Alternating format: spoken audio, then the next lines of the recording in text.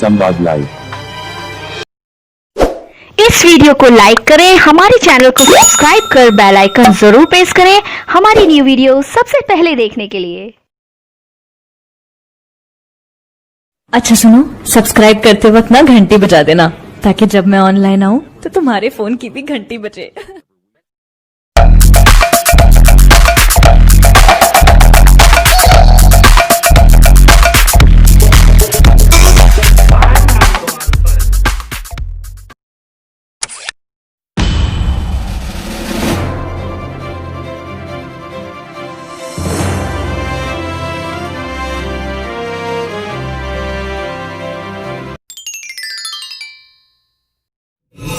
प्रिय विद्यार्थियों नमस्ते। आज हम कक्षा 9 क्षितिज भाग 1 के गद्य खंड से चौथा पाठ जाबिर हुसैन जी के संस्मरण सांवले सपनों की याद का अध्ययन करेंगे। तो आइए एक बार लेखक परिचय करते हैं। जाबिर हुसैन का जन्म सन 1945 में गांव नौनही जहांगीर जिला नालंदा बिहार में हुआ। वे अंग्रेजी भाषा एवं साहित्य के प्राध्यापक रहे। सक्रिय राजनीति में भाग लेते हुए 1977 में मुंगेर से बिहार विधानसभा के सदस्य निर्वाचित हुए और मंत्री बने। सन 1995 से बिहार विधान परिषद के सभापति हैं। जाबिर हुसैन हिंदी, उर्दू तथा अंग्रेजी तीनों भाषाओं में समान अधिकार के साथ लेखन करते रहे हैं। उनकी हिंदी रचनाओं में जो आगे है, डोला बीबी का मज़ार, अतीत का चेहरा, लौंगा, एक नदी रेत भरी प्रमुख हैं। अपने लंबे राजनीतिक सामाजिक जीवन के अनुभवों में उपस्थित आम आदमी के संघर्षों को उन्होंने अपने साहित्य में प्रकट किया है। संघर्षरत आदमी और विशिष्ट व्यक्तियों पर लिखी गई उनकी डायरियाँ चर्चित और प्रशंसित हुई हैं। जाबिर हुसैन ने डायरी विधा में एक अभिनव होता है नया प्रयोग किया है, जो अपनी प्रस्तुति, शैली और शिल्प में नवीन है। पाठ परिचय दिया गया है।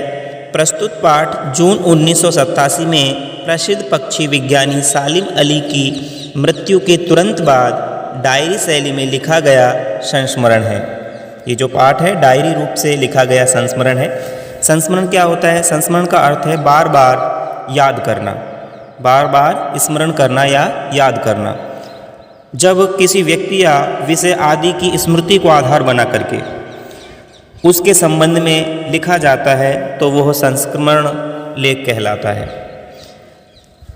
आगे चलते हैं। सालिम अली की मृत्यु से उत्पन्न दुख और अवसाद को लेखक ने सांवले सपनों की याद के रूप में व्यक्त किया है।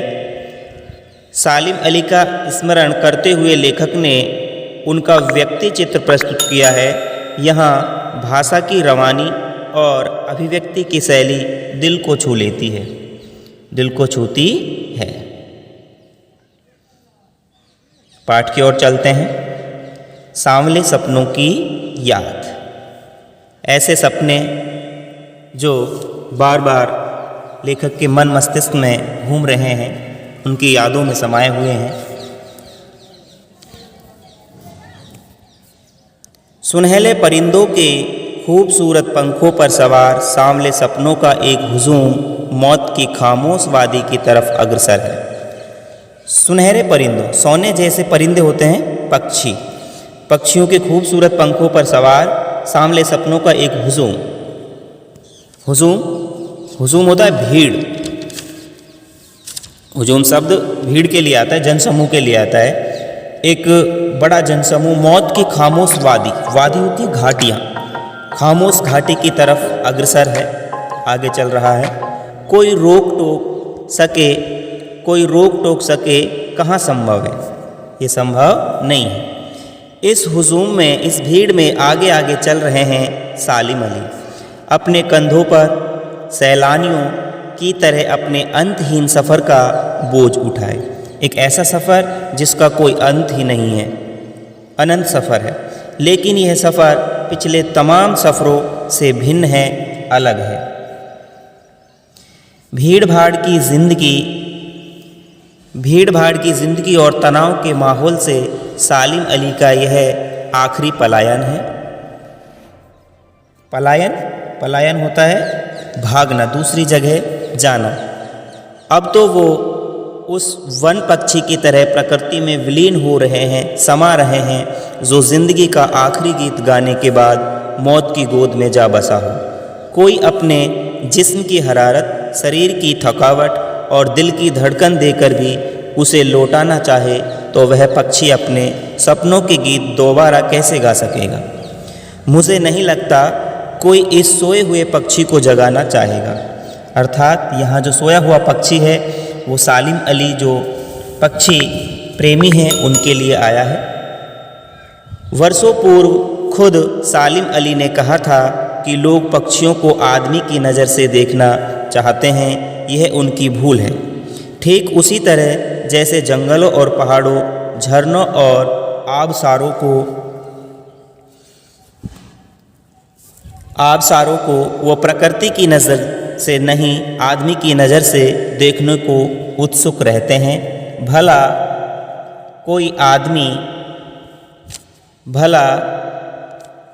कोई आदमी अपने कानों से पक्षियों की आवाज़ का मधुर संगीत सुनकर अपने भीतर रोमांच का सोता फूटता महसूस कर सकता है। सोता होता है झरना।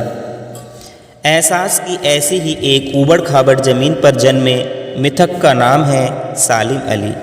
पता नहीं इतिहास में कब कृष्ण ने वृंदावन में रासलीला रची थी और शौक गोपियों को अपनी शरारतों का निशाना बनाया था, कब माखन भरे भांडे फोड़े थे और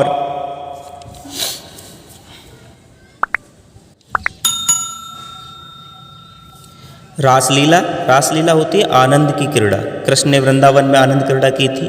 और शौक होती है तेज तर्राट, जो चतुर गोपियाँ थी, तेज गोपियों को अपनी शरारतों का निशाना बनाया था, कब माखन भरे भांडे फोड़े थे और दूध छाली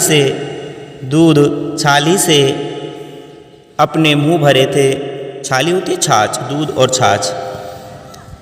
कब वाटिका में, छाछ या मक्खन को छाली बोला गया, कब वाटिका में छोटे छोटे किंतु घने पेड़ों की छाह में विश्राम किया था, कब दिल की धड़कनों को एकदम से तेज करने वाले अंदाज में बंसी बजाई थी, बांसुरी बजाई थी और पता नहीं कब वृंदावन की पूरी दुनिया संगीतमय हो गई थी। पता नहीं यह सब कब हुआ था, लेकिन कोई आज भी वृंदावन जाए तो नदी का सांवला पानी उसे पूरे घटनाक्रम की याद दिला देगा। हर सुबह सूरज निकलने से पहले जब पतली गलियों से उत्साह भरी भीड़ नदी की ओर बढ़ती है तो लगता है जैसे उस भीड़ को चीरकर अचानक कोई सामने आएगा और बंसी की आवाज़ पर सब किसी के कदम थम जाएंगे। हर शाम सूरज ढलने से पहले जब वाटिका का माली सैलानियों को हिदायत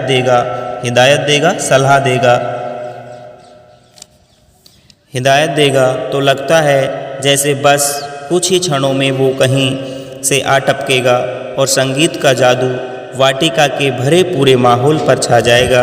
वृंदावन कभी कृष्ण की बांसुरी के जादू से खाली हुआ है क्या?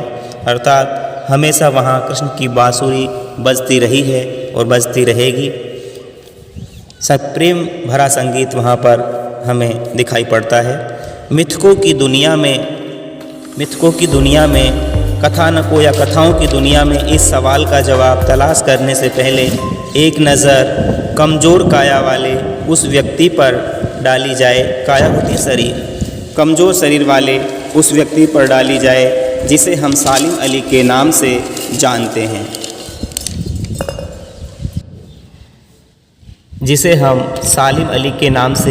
जानते हैं। उम्र को सती तक पहुंचने में थोड़े ही दिन तो बच रहे थे। सती 100 वर्ष की उम्र पूरी होने में थोड़े ही दिन बच रहे थे।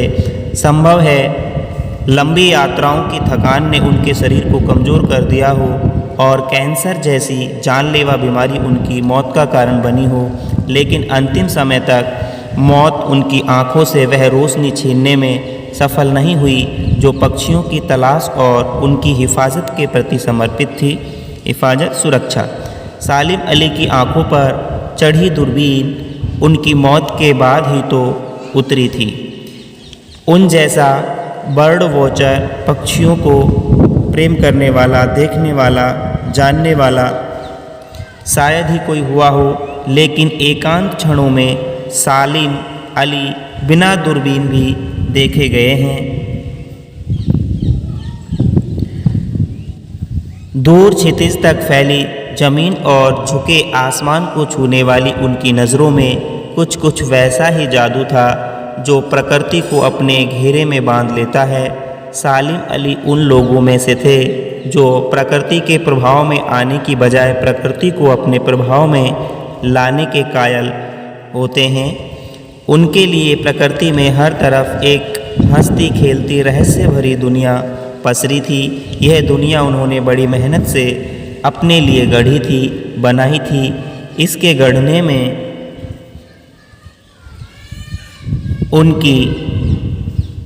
उनकी जीवन साथी तहमीना ने काफ़ी मदद पहुंचाई थी। तहमीना स्कूल के दिनों में उनकी सहपाठी रही थी। अपने लंबे रोमांचकारी जीवन में ढेर सारे अनुभवों के मालिक सालिम अली एक दिन केरल की साइलेंट वैली को रेगिस्तानी हवा के झोंकों से बचाने का अनुरोध लेकर चौधरी चरण सिंह से मिले थे। वे प्रधानमंत्री थे उस समय के। चौधरी साहब गांव की मिट्टी पर पड़ने वाली पानी की पहली बूंद का असर जानने वाले नेता थे। पर्यावरण के संभावित खतरों का जो चित्र सालिम अली ने उनके सामने रखा, उसने उनकी आंखें नम कर दी। आंखें नम करना, प्रेम से भर देना, आंखों में आंसू आ जाना।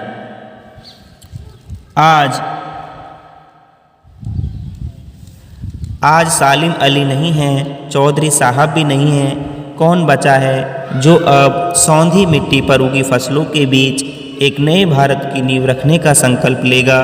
कौन बचा है जो अब हिमालय और लद्दाख की बर्फीली ज़मीनों पर जीने वाले पक्षियों की वकालत करेगा?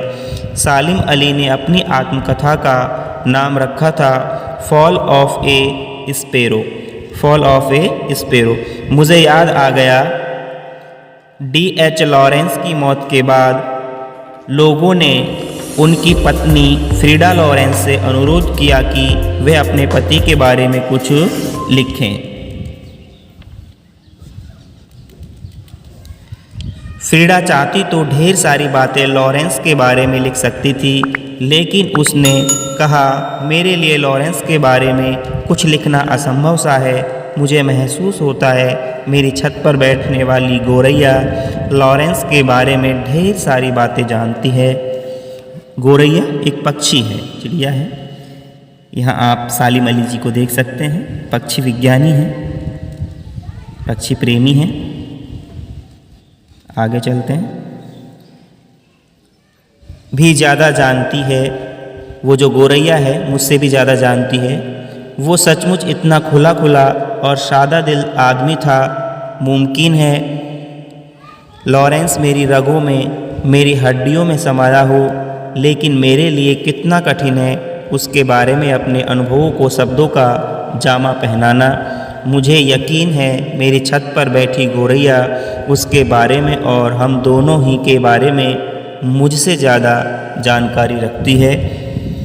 जटिल प्राणियों के लिए सालिम अली हमेशा एक पहेली बने रहेंगे। बचपन के दिनों में उनकी एयर गन से घायल होकर गिरने वाली नीलेकंठ की वह गोरैया सारी जिंदगी उन्हें खोज के नए नए रास्तों की तरफ ले जाती रही। जिंदगी की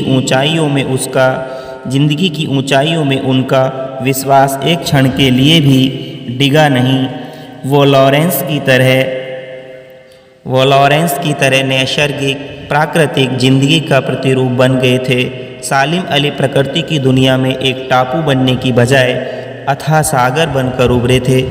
टापू एक द्वीप होता है ना, अथाह बहुत गहरा सागर बनकर उभरे थे, प्रकट हुए थे।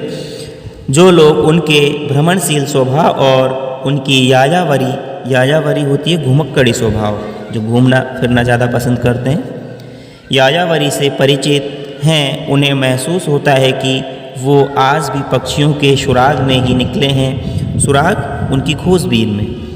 और बस अभी गले में लंबी दूरबीन लटकाए अपने खोजपूर्ण नतीजों के साथ लौट आएंगे। जब तक वो नहीं लौटते क्या उन्हें गया हुआ मान लिया जाए? मेरी आंखें नम हैं सालिम अली, तुम लौटोगे ना। सालिम अली की यादों में आंखें नम हैं, झुकी हुई हैं, प्रेमपूर्ण आंसू बह रहे हैं। इतने अच्छे पक्षी प्रेमी थे सालिम अली। यहाँ प्रश्न अभ्यास दिए गए हैं, प्रश्न कर लेते हैं। पहला प्रश्न है किस घटना ने सालिम अली के जीवन की दिशा को बदल दिया और उन्हें पक्षी प्रेमी बना दिया? एक बार बचपन में सालिम अली की एयर गन से, अभी हम पढ़ रहे थे, एयर गन से एक गौरैया घायल होकर गिर पड़ी थी और उस घटना ने सालिम के जीवन की दिशा को ही बदल दिया था। वे पक्षियों की देखभाल, उनकी सुरक्षा, उनकी खोजबीन में जुट गए। उसके बाद उनकी जो रुचि है वो पूरे ही पक्षी संसार की ओर हो गई। पक्षियों के प्रति वो समर्पित हो गए, वो पक्षी प्रेमी बन गए। दूसरा प्रश्न देखते हैं। सालिम अली ने पूर्व प्रधानमंत्री के सामने पर्यावरण से संबंधित किन संभावित खतरों का चित्र खींचा होगा कि जिससे उनकी आंखें नम हो गई थी? देखो, सालिम अली जी ने पूर्व प्रधानमंत्री के सामने जो केरल की साइलेंट वैली है, वहाँ पर जो रेगिस्तानी हवा से मंडराने वाले खतरों की जो बात थी वो यहाँ पर उठाई होगी, जिसके कारण उनकी आंखें नम हो गई थी। तीसरा प्रश्न है, लॉरेंस की पत्नी फ्रीडा ने ऐसा क्यों कहा होगा कि मेरी छत पर बैठने वाली गौरैया लॉरेंस के बारे में ढेर सारी बातें जानती? लॉरेंस की पत्नी जो फ्रीडा थी वो जानती थी कि लॉरेंस को गौरैया चिड़िया से बहुत प्रेम है। वे अपना ज़्यादातर समय गौरैया के साथ ही व्यतीत करते थे और गौरैया भी उनके साथ बहुत ही गहरे मित्र की तरह व्यवहार करती थी। उनके इसी पक्षी प्रेम को उद्घाटित करने के लिए उन्होंने यह वाक्य कहा कि मुझसे ज़्यादा जो गौरैया है वो लॉरेंस के बारे में जानती है। आगे चौथा प्रश्न है, आज से स्पष्ट करने हैं। वो लॉरेंस की तरह नैसर्गिक जिंदगी का प्रतिरूप बन गए थे। यहाँ जो इसका आज से है, लॉरेंस जो हैं वो अंग्रेजी के कवि हैं जिनका पूरा नाम D.H. लॉरेंस है। वो प्रकृति प्रेमी हैं। उनका जीवन प्रकृति को समर्पित हो चुका है। उन्हीं की भांति जो सालिम अली हैं वो भी प्रकृति के लिए समर्पित हो चुके हैं। यहाँ तक कि वे स्वयं प्रकृति की भांति सरल, भोले और निश्चल हो चुके हैं। तो इसीलिए यहाँ पर उनकी जो नैसर्गिक ज़िंदगी है, लॉरेंस की तरह सालिम अली की जो नैसर्गिक ज़िंदगी है उसको लॉरेंस की तरह नैसर्गिक ज़िंदगी का प्रतिरूप, उसी का बदला हुआ रूप माना गया है। आगे चलते हैं। चौथे प्रश्न का है, कोई अपने जिस्म की हरारत और दिल की धड़कन देकर भी उसे लौटाना चाहे तो वह पक्षी अपने सपनों के गीत दोबारा कैसे गा सकेगा?